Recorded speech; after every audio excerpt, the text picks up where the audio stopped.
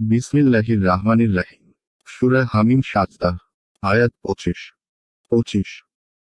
আমি তাদের জন্য নির্ধারণ করে দিয়েছিলাম সহচর যারা তাদের সম্মুখ ও পশ্চাতে যা আছে তা তাদের দৃষ্টিতে শোভন করে দেখিয়েছিল, এবং তাদের ব্যাপারেও তাদের পূর্ববর্তী জিন ও মানবদের ন্যায় শাস্তির কথা বাস্তব হয়েছে।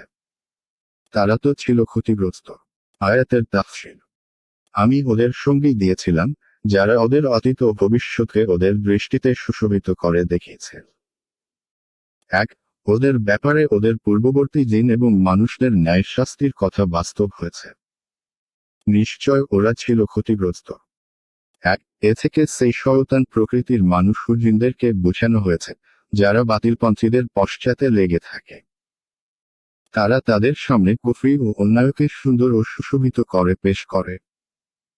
ফলে তারা ভ্রষ্টতার ঘূর্ণাবর্তে ফেঁসে যায়।